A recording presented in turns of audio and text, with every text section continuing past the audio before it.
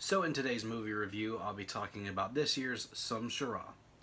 Yes, I know it's another foreign film, but I've been on a kick with these things. Like, some of these definitely hold my interest and have me intrigued, and this was one of them, mainly because this is my first foreign film I ever got to see in theaters. So let's talk about it.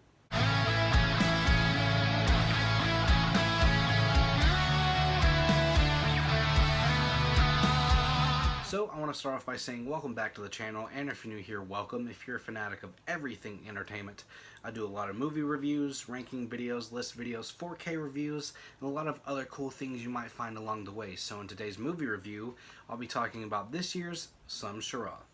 In the fictitious world of Kazaa, a warrior tribe is imprisoned, enslaved, and tortured by a ruthless authoritarian. Shamshera will stop at nothing to fight for his tribe's freedom and dignity.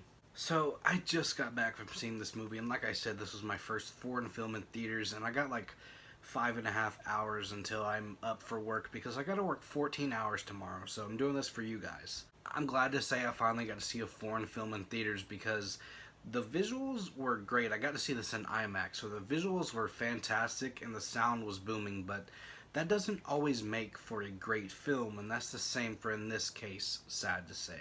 And I hate to say that it's not 3 for 3 when it comes to the foreign films that I have seen so far. But first, let's get into some positivity. So the main guy, I do not want to butcher his name, but his name is on screen, plays Shamshera, and also his son, Bali. I hope I pronounced that right, but he's doing a dual role because Shamshera was murdered by the British and the higher-ups, so, you know, Bali takes over and tries to fight for his tribe 25 years later. So it's the same guy, just playing two different roles, but essentially the same role because it's father and son. But this guy is definitely a highlight and carries this whole film. Like, whenever he's not on screen, I could honestly care less for the side characters, because all the other side characters honestly just don't interest me whatsoever.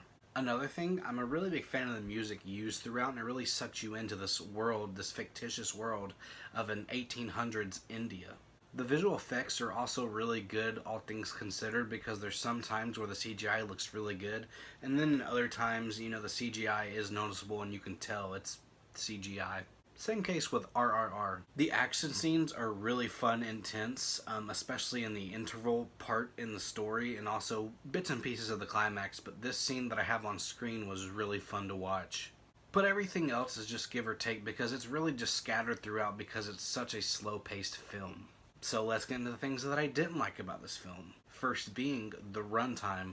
This film does not deserve to be almost 3 hours. I think it's 2 hours and 58 minutes. Honestly, they could have just trimmed like 30 to 45 minutes, maybe even a bit longer, but honestly, you know, if they trimmed it down to that much, the story would have flowed a lot better than it does, because it's such a slow-paced film, and, you know, hardly anything interest happens throughout half of the film, but it's so slow-paced that I struggled to pay attention, and at times I was checking my phone to see like how many minutes went by.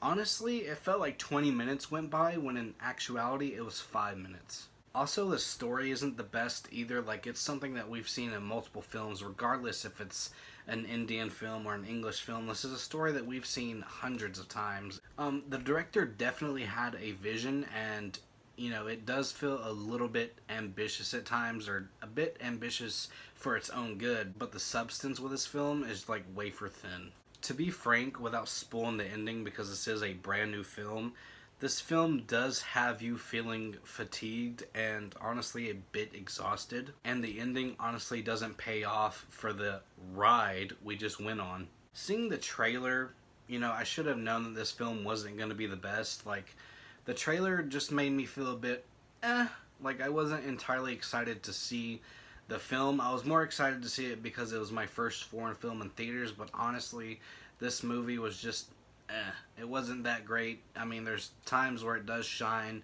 It honestly is in my top 5 worst of the year so far, but I will say I have massive respect for everyone involved, because they put a lot of hard work and effort into it, and there's a lot of talent involved with this as well. They do put in a lot more effort than a lot of the other films I've seen this year. It just feels too grand for a water-thin, substanced film, and honestly, I just can't wait for next month's Liger, like that one, seeing that trailer had me intrigued, and I was really excited to see that. Seeing the trailer to this film, it just looked and that's what the film was. So all the mixed reviews that you're seeing for this film, I can definitely agree with them, because with that being said, I'll be giving Shamshera an overall grade of a 56%.